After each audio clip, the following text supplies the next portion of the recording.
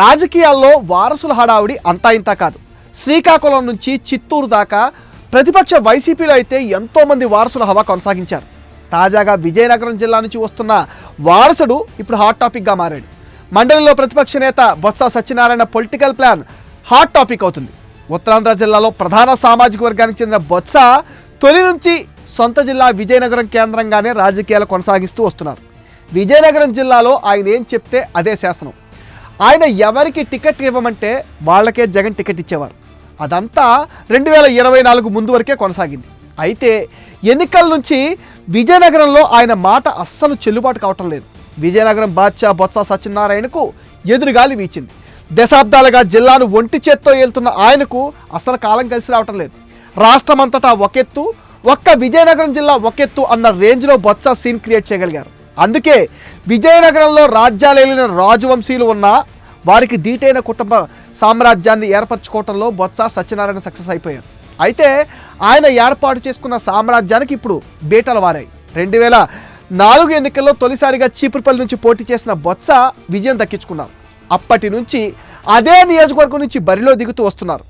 మధ్యలో 2014లో కిమిడి మృళాని చేతిలో ఓటమి చవిచూశారు. రాష్ట్ర విభజన పుణ్యమా అని కాంగ్రెస్ పార్టీ ఘోర ఓటమి చవిచూసింది. ఆ పార్టీ అభ్యర్థిగా పోటీ చేసిన బొత్స సత్యనారాయణకు చెప్పుకోదగ్గ ఓట్లు కూడా రాలేదు. వైసీపీ అభ్యర్థి తోసిరాజుని 2వ స్థానంలో నిలిచారు. అటు తర్వాత వైసీపీలో చేరారు. గత ఎన్నికల్లో వైసీపీ అభ్యర్థిగా పోటీ చేసి విజయం గెలుపొందారు. జగన్ క్యాబినెట్లో మంత్రి పదవి కూడా దక్కించుకున్నారు. సుదీర్ఘకాలంగా మంత్రిగా ఉన్న బొత్స నియోజకవర్గానికి ఏమీ చేయలేదన్న అసంతృప్తి ప్రజల్లో బలంగా నాటుకుని చీపురుపల్లిలో 2024లో ఘోర పరాభవం ఎదురైంది.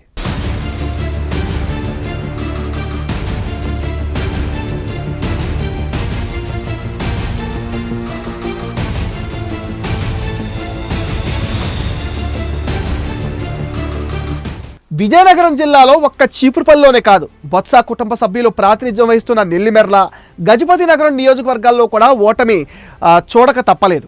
బొత్స మేనల్లుడు మజ్జి శ్రీనివాసరావు వ్యవహార శైలి కూడా చాలా మారిపోయింది. ఇన్నాళ్ళు నీడనేతగా ఉన్న ఆయన జెడ్పీ చైర్మన్ అయ్యేసరికి స్వతంత్ర అభ్యర్థిగా ఎదగాలని భావించారు. చీపురుపల్లిలో వైసీపీ అభ్యర్థిగా పోటీ చేసిన మంత్రి బొత్స సత్యనారాయణ, విశాఖ ఎంపీ టికెట్పై పోటీ చేసిన బొత్స సతీమణి ఝాన్సీ లక్ష్మి, గజపతి నగరం నుంచి పోటీ చేసిన బొత్స అప్పల్ నర్సయ్య, నెల్లిమెర్ల నుంచి పోటీ చేసిన బడ్డుకొండ అప్పలనాయుడు, విజయనగరం ఎంపీగా పోటీ చేసిన బెల్లన చంద్రశేఖర్, వీళ్ళంతా బొత్స కుటుంబ సంబంధీకులు. ఓటమి పాలై ఇంటి బాట పట్టక తప్పలేదు. వైసీపీకి పెట్టని కోటగా మారిన చీపురుపల్లిలో సైకిల్ స్పీడ్కు ఫ్యాన్ రెక్కలు తెగిపడ్డాయి. తెలుగుదేశం కూటమి తరపున పోటీ చేసిన కిమిడి కళా వెంకట్రావు బొత్స సత్యనారాయణపై 11,639 ఓట్ల ఆధిక్యంతో విజయం సాధించారు. అసెంబ్లీ ఎన్నికల్లో ఓటమి తర్వాత కొంతకాలం మౌనం వహించిన బొత్సకు ఎమ్మెల్సీ టికెట్ ఇచ్చారు జగన్. టీడీపీలో పోటీ లేకపోవడంతో ఎమ్మెల్సీగా ఏకగ్రీవంగా ఎన్నికయ్యారు. పొలిటికల్ కెరియర్ క్లోజ్ అయిందని భావించిన తరుణంలో శాసనమండలిలోకి ఎంట్రీ ఇచ్చారు బొత్స. విశాఖ ఎమ్మెల్సీగా ఎన్నికైన తన ప్రయారిటీ అంతా విశాఖ మీదే పడింది.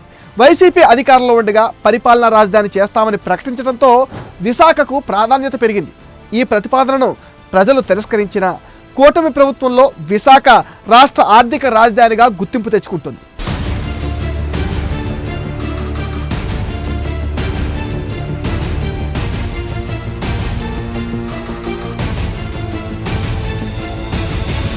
ఐటీ పరిశ్రమలతో పాటు పలు కేంద్ర ప్రభుత్వ సంస్థలకు విశాఖ కేంద్రం.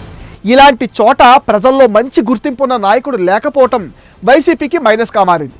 దీంతో ఆ లోటు పూడ్చేందుకు ఎన్నికలకు ముందు నుంచి బొత్స పావులు కదుపుతూ ఉన్నారు. సార్వత్రిక ఎన్నికల సమయంలో బొత్స సతీమణి ఝాన్సీ విశాఖ పార్లమెంట్ సభ్యురాలిగా పోటీ చేసి ఓటమి పాలైంది. ఇప్పుడు బొత్స విశాఖ రాజకీయాలపైన కన్నేశారు. విజయనగరం జిల్లా రాజకీయాలను వెనక్కి నెట్టి పూర్తిగా విశాఖ రాజకీయాలపైన ఫోకస్ చేశారు బొత్స. విజయనగరం జిల్లా రాజకీయాలకు బొత్స మేనల్లుడు జెడ్పీ చైర్మన్ మజ్జి శ్రీనివాసరావు అలియాస్ చిన్నసీన్ చూస్తున్నారు. బొత్స మంత్రిగా ఉన్నప్పుడు కూడా చిన్నసీను కనుసన్నల్లోనే జిల్లా రాజకీయాలు కొనసాగాయి. బొత్స సొంత నియోజకవర్గం చీపురుపల్లి బాధ్యతలను కూడా చిన్నసీనే చూసేవారు. అయితే ఎన్నికల్లో ఓటమి తర్వాత చీపురుపల్లి బాధ్యతలను బొత్స తనయుడు సందీప్ తీసుకున్నట్లుగా చెప్తున్నారు. గత ఎన్నికల్లో అసెంబ్లీ లేదా విజయనగరం పార్లమెంట్ అభ్యర్థిగా పోటీ చేయాలని భావించిన బొత్స సందీప్ అధిష్టానం అనుమతి లేకపోవడంతో కేవలం ప్రచారానికే పరిమితం అయిపోయారు. ప్రస్తుతం తన తండ్రి వైజాగ్ రాజకీయాలపైన ఫోకస్ చేస్తుండడంతో సందీప్ తరచూ చీపురుపల్లి వస్తూ తన రాజకీయ భవిష్యత్తు కోసం గట్టి పునాదులు వేసుకుంటున్నారని చెప్తున్నారు.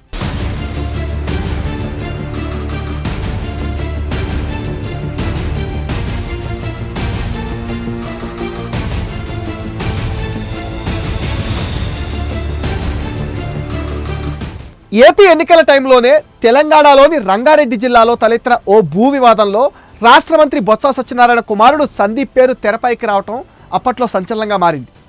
షాబాద్ మండలం మాచన్పల్లి సర్వే నెంబర్ 442లో 31 ఎకరాల భూమికి సంబంధించి ఫోర్జరీ ద్వారా ప్రభుత్వ రికార్డులు తారుమారు చేశారంటూ ఆయన పైన ఫిర్యాదులు వచ్చాయి. రాజకీయాలలో నీతి సూత్రాలు వెల్లించే బొత్సకు తన కొడుకుపై వచ్చిన ఆరోపణలు విపక్షాలకు అస్త్రాలయ్యాయి. ప్రస్తుతం బొత్స సందీప్ సీతం కళాశాల చైర్మన్గా వ్యవహరిస్తున్నారు. చీపురుపల్లిలో సందీప్ ఏ విధంగా ముందుకెళ్తారో చూడాలి. ఎందుకంటే వైసీపీలో 2024 ఎన్నికల్లో వారసులు రాణించిన దాఖలాలు అంతగా లేవు. 2029లో సందీప్ చీపురుపల్లిని అడ్డాగా చేసుకుంటానని, వైసీపీ జెండా ఎగరవేస్తానని అంటున్నారు. మరి సందీప్ ప్రయాణం ఎలా సాగుతుందో చూడాలంటున్నారు. ఇది మెటా న్యూస్ అప్డేట్. ఈ వీడియో పైన మీ విలువైన ఒపీనియన్ కామెంట్ సెక్షన్లో పోస్ట్ చేయండి. మీరు ఇచ్చే కామెంట్స్తో మరిన్ని ఇంట్రెస్టింగ్ వీడియోస్ మీకు అందిస్తాం. అండ్ మీరేం చేయాలో మీకు తెలుసు కదా, మా వీడియోస్ మీకు నచ్చినట్టయితే మా ఛానల్ని సబ్స్క్రైబ్ చేసేయండి.